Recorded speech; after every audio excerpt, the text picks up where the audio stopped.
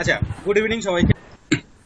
তো মোটামুটি প্রাইজ অ্যাকশনের যে ক্লাসটা আপনারা করছেন, মোটামুটি কি ভালো লাগছে? কিছু বুঝতে পারছেন বা কোনো কিছু সলভ হচ্ছে আপনাদের? কি মনে হয়?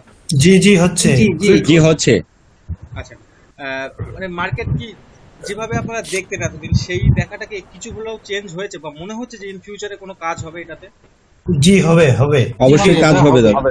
অনেক কাজ হবে, আবার লসও হবে না আমাদের যে লস মিনিমাইজ করা যাবে। আর এই আপনার যে ভিডিওটা আমরা দেখতেছি যে প্রাইস অ্যাকশন, এই প্রাইস অ্যাকশন যে বুঝতে পারবে তার জীবনে লস হবে না। এক্স্যাক্টলি তাই। আর সবার মতামত, কারণ মোটামুটি আপনাদের সবার মতামত কি মোটামুটি প্রাইস অ্যাকশন? এটা এরকমই দাদা, যদি আপনি এটাকে ঠিকভাবে ধরা যায়, এটা সবারই শেখা উচিত। হ্যাঁ, আপনি যেভাবে দেখাচ্ছেন এটা একটু ধরা যায়, তাহলে সে লসের সম্মুখীন হওয়ার সম্ভাবনা কম। একদম।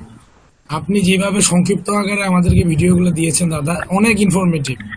এবং দ্বিতীয় যে জিনিসটা দাদা আমি বলবো, আমি পার্সোনালি ইন্ডিকেটরের পিছনে অনেক দৌড়াইতাম। আসলে ইন্ডিকেটর কোথায় সিগন্যাল দিচ্ছে, কোথায় সেল করব, কোথায় টার্গেট হবে, ইন্ডিকেটর দিয়ে চেষ্টা করতাম।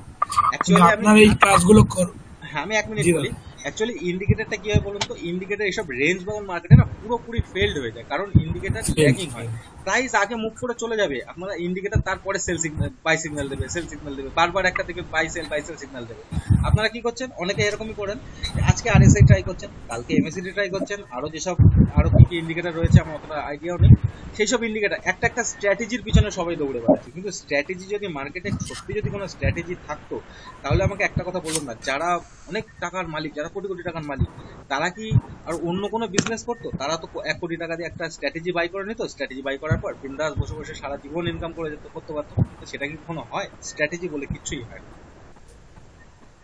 তাই না?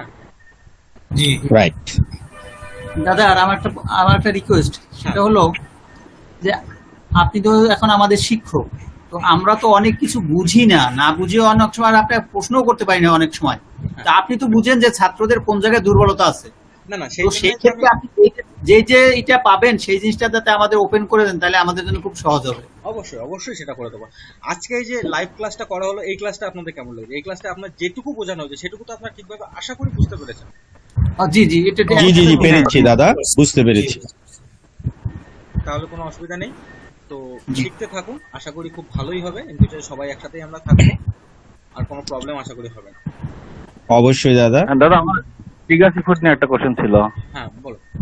হ্যালো। হ্যাঁ, তাহলে আমি রিভিউটা কি অফ করে দিলাম নাকি? দাদা, আমার একটা ছিল রিভিউ নিয়ে। হ্যাঁ বলুন। সেটা হচ্ছে আসলে আজকে যে বিষয়টা আপনি আলোচনা করেছেন, মার্কেট স্ট্রাকচার দেখা, এটা আসলে শুনতে বা বুঝতে মনে হচ্ছে যে অনেক সহজ, কিন্তু আসলে আমি মনে করতেছি, আমার কাছে মনে হয়েছে যে প্রাইস অ্যাকশনের আসলে এবিসিটা শুরু হচ্ছে আসলে এটা দিয়ে।